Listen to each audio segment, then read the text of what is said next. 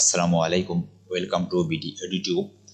এ পর্বে আমরা 124 পৃষ্ঠার জোড়ায় কাজ দেখব। এখানে বলছে যে সহপাঠীদের সাথে আলোচনা করে নিচের সহ সমীকরণগুলো প্রতিস্থাপন পদ্ধতিতে সমাধান করো। এখানে 4 জোড়া সহ সমীকরণ দেওয়া আছে, প্রত্যেকটাই আমাদেরকে সমাধান করে দেখাতে হবে প্রতিস্থাপন পদ্ধতিতে। চলেন আমরা শুরু করি। প্রথমত সমীকরণ দুইটাকে আমরা 1 নম্বর এবং 2 নম্বর সমীকরণ দ্বারা চিহ্নিত করেছি। এরপরে আমরা 1 নং সমীকরণ হতে পাই কি পাই 4x - 3y = 16। এটা হচ্ছে আমাদের 1 নম্বর সমীকরণ। তো এই সমীকরণটাকে যদি আমরা একটু কাস্টমাইজ করি, এখান থেকে আমরা 3yটাকে এই দিকে নিয়ে আসলাম, তাহলে 4x প্লাস 16 এদিকে গেলে হবে -16, আর -3y ডান দিকে আসলে হবে +3y। ওকে, এখন আমাদের y এর মান প্রয়োজন, তাহলে 4x - 16 3y, yটাকে যদি আমরা ঠিক রেখে 3টাকে এদিকে ট্রান্সফার করে দিই, তাহলে এটা ভাগ হচ্ছে 3, এখানে y = এটা পাচ্ছি, তাই না?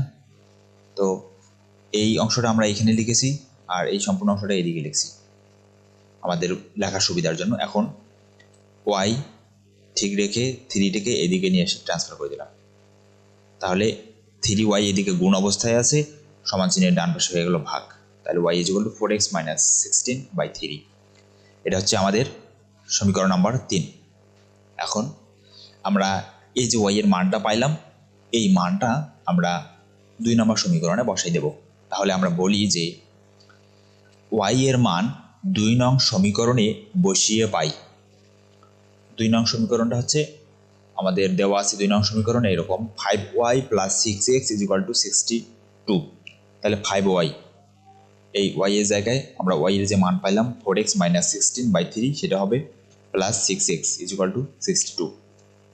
ওকে, এখন যে কাজটা আমরা করব, এই 5 আর এই যে ব্র্যাকেটের ভিতরে যা আছে সব গুণ অবস্থায় আছে। তো 5 যেহেতু উপরে আছে, উপরের 5 আর এই যে 4x এবং -16 গুণ হবে, তাহলে 5 আর 4 গুণ করলে 4 × 5 = 20, মাইনাস 5 ষোলো 80, ভাগ আছে 3, প্লাস এখানে 6x = 62। এখন এখানে 20x না, এখানে আমরা কি করেছি, লসাগু করেছি। দেখেন এখানে নিচে 3 আছে, এখানে 6x, তাহলে এটা লসাগু হচ্ছে কত, লসাগু 3। যেহেতু 6x এর নিচে কোনো কিছু নাই, তাহলে যদি আমরা একটা 1 চিন্তা করি, তাহলে 3 আর 1 এর লসাগু হচ্ছে 3, তাই না? তাহলে 3 দ্বারা এই 3কে ভাগ করলে ভাগফল পাচ্ছি আমরা কত, 1। 1 দ্বারা এই সবগুলোকে গুণ করলে 20x - 80 হবে, প্লাস এখানে 1 দ্বারা যদি 3কে ভাগ করি ভাগফল 3 আর 6 যদি গুণ করি, তাহলে 318x = 62। ওকে, এখন এই যে 38 20x আর এখানে 18x, দুইটা যোগ করলে হচ্ছে 38x, বিয়োগ এখানে 80, আর এখানে 3 আর এই 62, এই দুটো যদি আমরা গুণ করি 3 × 62, তাহলে কত আসছে, 186, এই সেই 186 আর গুণ করছি। তো 38x = এখানে 186 মাইনাস 80টাকে এইদিকে ট্রান্সফার করে নিলে হবে +80। ওকে, তাহলে 38x = এই দুটো যোগ করলে আমরা পাবো ফলাফল 266। এখন 38x = 266, অতএব x = 38টাকে যদি এইদিকে নিয়ে আসি, তাহলে 266/38, তাহলে 266কে যদি আমরা 38 দ্বারা ভাগ করি, ভাগফল কত পাবো আমরা যদি একটু দেখি, 266/38 7 আসতেছে, তার মানে x এর মান 7।